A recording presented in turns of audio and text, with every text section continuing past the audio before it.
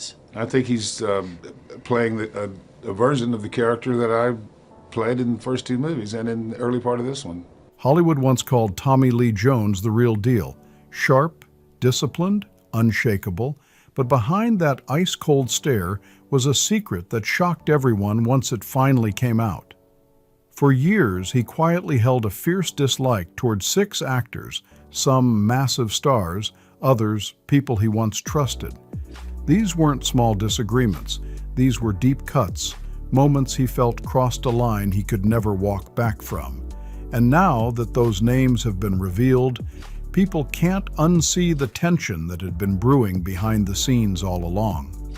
Please subscribe. It means a lot to me and costs you nothing. Number 1. Jim Carrey, the comedian Tommy Lee Jones, simply could not stand. In 1995, Batman Forever was hyped as the movie that would own the entire year, with Jim Carrey riding the wave of The Mask and Ace Ventura, while Tommy Lee Jones was stepping in fresh from an Oscar win.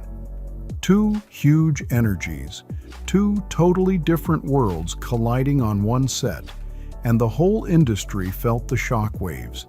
From day one, the vibe between them was icy. It wasn't just a clash of personalities. It felt like watching 2 worlds pull away from each other. Jim believed in wild energy, fast thinking, unpredictable choices. He saw that as brilliance. Jones? He saw structure, precision, discipline, anything outside that irritated him instantly. Their approach to acting was so opposite that even casual conversations turned stiff. Everything blew up one night at a restaurant in Los Angeles. Jim Carrey, trying to keep things cool, walked up to Jones's table just to show respect. But according to Jim, the moment he stood there, the temperature dropped even further. He looked me right in the eye, Carrey recalled, and said, "I cannot sanction your buffoonery." Then he walked away. That single line became legendary because it captured everything. Jones's old-school mindset, his strict sense of control, and the way he shut people out when he didn't vibe with their style. Even director Joel Schumacher once said Jim was a force of nature, and everyone in Hollywood knew Tommy Lee Jones was used to being the force on set. That alone created a quiet power struggle that never needed words. Jones later brushed the situation off, claiming he was in a bad mood that day, but the energy between the two told a different story. Jim felt the hit deeply, and Hollywood insiders say that rejection stuck with him for years. The craziest part? They never worked together again, never patched things up, never even tried to pretend for the cameras. The silence between them became one of the most talked about actor riffs in the industry. Number 2, Steven Seagal. The action star Tommy Lee Jones decided he absolutely would not work with again. The tension didn't even take time to build. From the moment filming began on Under Siege in 1992, sparks were flying, but not the good kind. Both men were already stars, both had strong egos, and neither was willing to take a step back. Seagal walked around with that calm martial arts confidence, while Jones carried the energy of a man who had zero patience for bravado. Off camera, people saw the way their personalities clashed. Seagal acted like the big boss of every room he stepped into, while Jones wasn't entertaining any of that. Crew members later said you could feel the pressure whenever they were in the same space.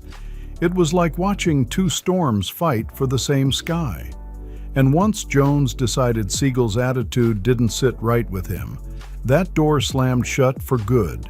The Oscar-winning actor with classic training saw Seagal as a complete fraud, and he didn't hide it for a second. Seagal, the martial arts superstar with a reputation thicker than his own ego, thought Jones was arrogant and overhyped. Their characters were meant to battle on screen, but the real fight unfolded the moment the cameras stopped rolling. Every rehearsal felt like 2 stubborn titans locking horns with no intention of backing down. The biggest explosion hit during prep for the final fight scene. Seagal's contract reportedly said his character could never lose on screen. He even kept count of every punch he threw and every one he took, like the whole movie was a scoreboard built around his feelings. Jones thought the whole thing was ridiculous. He turned straight to the director and said, "I didn't realize I was making a movie with someone who's never allowed to get hit." The room froze. Crew members said the air felt like glass ready to shatter at the smallest sound.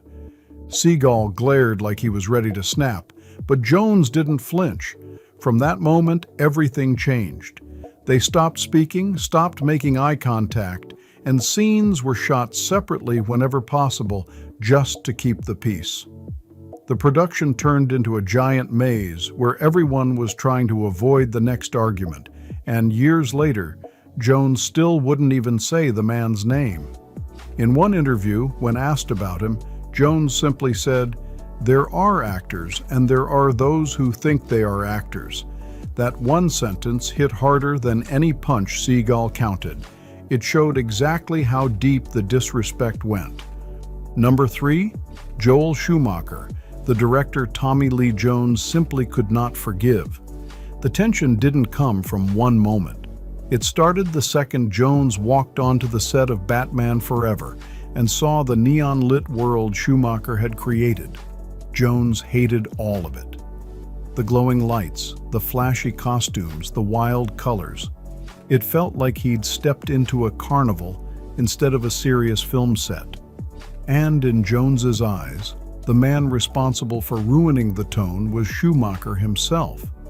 From that first day, their working relationship was set on a crash course.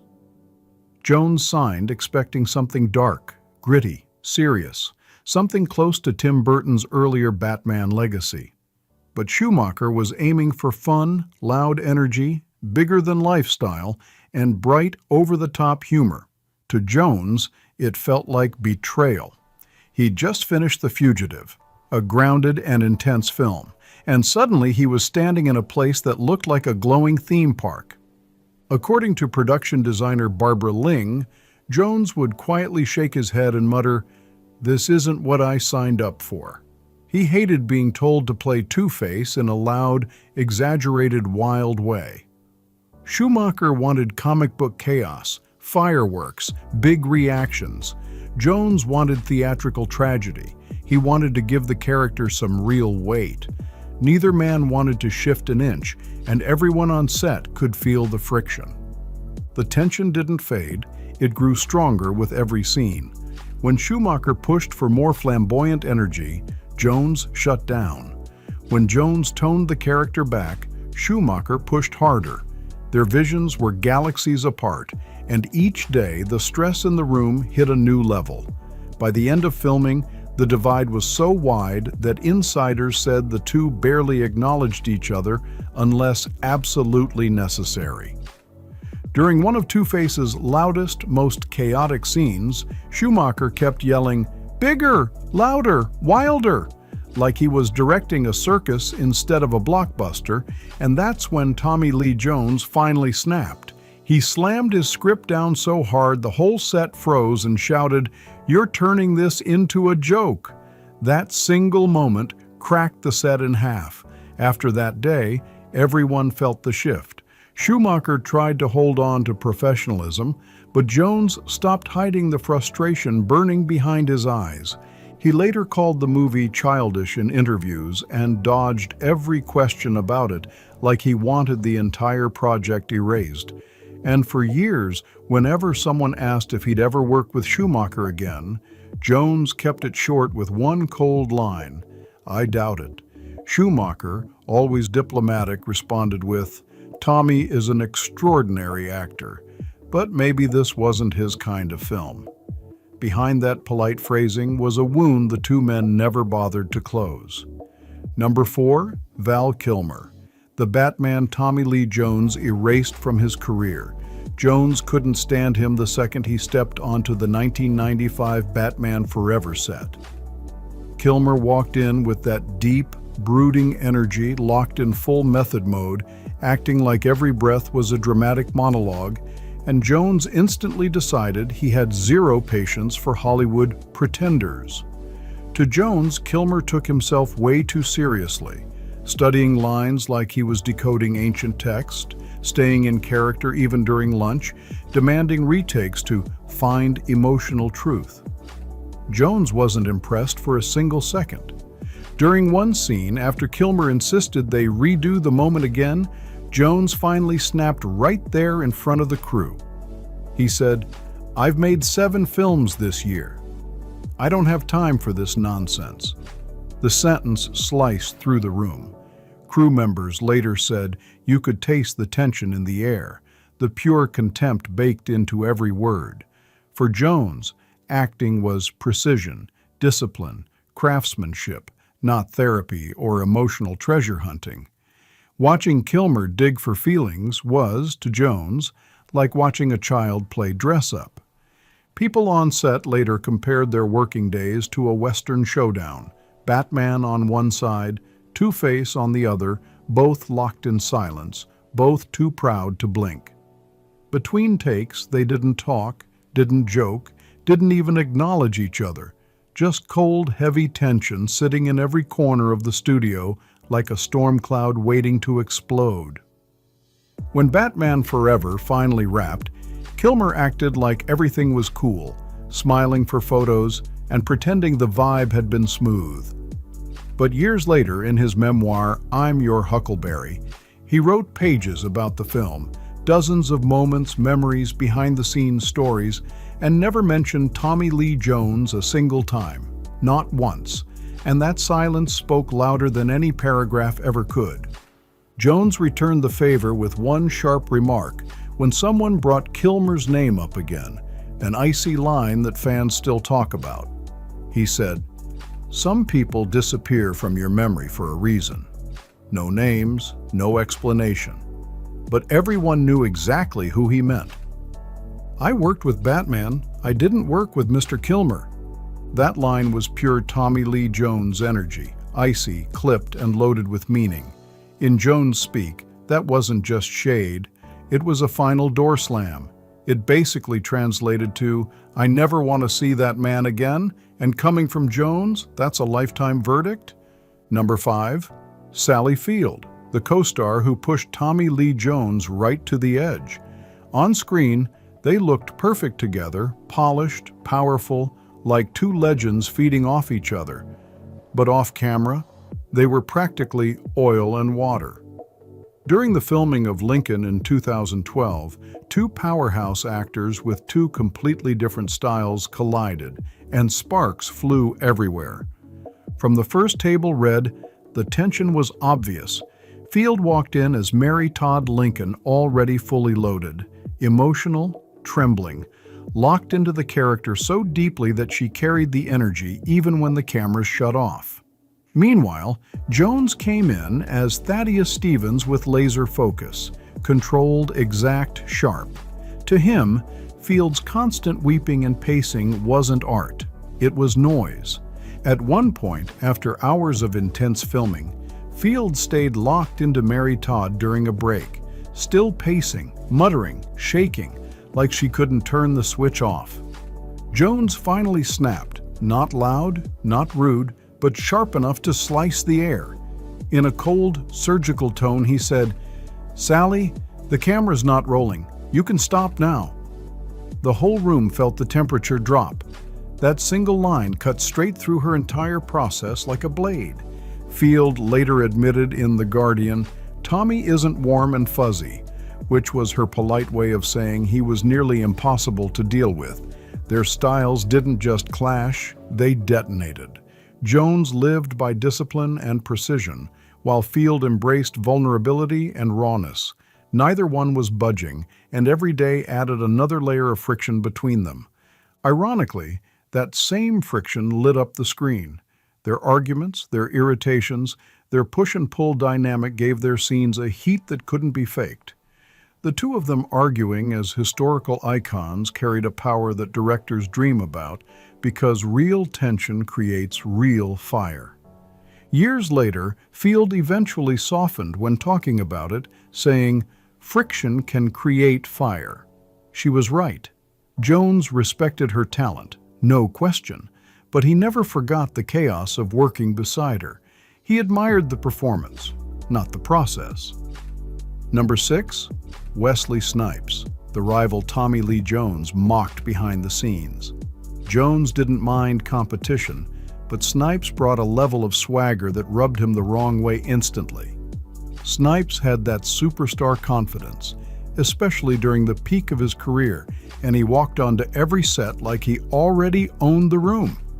Jones watched it all with that cold stare of his, unimpressed by the flashy attitude Snipes carried like a badge. People close to the set said Jones would quietly raise an eyebrow or smirk whenever Snipes delivered one of his dramatic monologues or demanded another take to shape the moment. Jones didn't say much, but he didn't need to. Everyone felt that quiet judgment from across the room like a spotlight. And once Jones decided he wasn't feeling someone, that was it. The door was shut forever. "I worked with Batman. I didn't work with Mr. Kilmer." That line was pure Tommy Lee Jones fire, cold, clipped, and sharp enough to cut the room in half. In Tommy speak, that wasn't a casual comment. That was a final verdict. It basically meant, "I never want to see that man again," and anybody who knew Jones understood that when he shut a door, he locked it. Number 5, Sally Field, the co-star who pushed Tommy Lee Jones right up to the edge. On screen, they looked perfect, almost effortless together, but off camera, they could barely keep the peace. During the filming of Lincoln, 2012, two acting giants collided and sparks were flying from day one. At the very first table read, the tension kicked off. Field walked in already deep inside Mary Todd Lincoln, shaking, emotional, whispering to herself, staying locked into character even when the director yelled, "Cut." Jones, who played Thaddeus Stevens with razor-sharp discipline, wasn't impressed one bit. He believed in control and precision, and to him, Field's non-stop crying felt like turbulence he didn't sign up for. One day, after hours of intense shooting, Field stayed in character through the break, pacing, muttering, still lost in Mary Todd's storm. Jones finally snapped, but he didn't raise his voice. He lowered it. In a cold, surgical tone, he said, "Sally, the camera's not rolling. You can stop now." The entire room froze. That line sliced straight through her entire method like steel. Field later admitted in The Guardian, "Tommy isn't warm and fuzzy," which was her polite way of saying he was almost impossible to work with. Their acting styles were total opposites, her raw emotion versus his strict control, and neither one backed down for a single day. But the wild twist? That same friction lit up the screen. Their tension created two of the strongest performances in the whole film. Those arguments, that push and pull energy, it all translated into electric scenes that felt alive. Years later, Field looked back and said softly, "Friction can create fire." She was right. And even though Jones admired her talent, he never forgot how draining it was to work beside her. Number 6, Wesley Snipes, the rival Jones quietly mocked behind the scenes. Snipes walked on to every set with confidence turned up to max, smooth, stylish, always carrying superstar energy everywhere he went. But Tommy Lee Jones wasn't buying it. Crew members said Jones would watch Snipes' dramatic moments with that cold little smirk, like he was silently saying, "Here we go again." And once Jones decided you weren't his type, that was it. Door closed forever. And now you know the names. The stars Tommy Lee Jones will never forgive. Want the truth behind more Hollywood legends? Make sure you like, share, comment, and subscribe so you never miss the next deep dive, only on Golden Scape.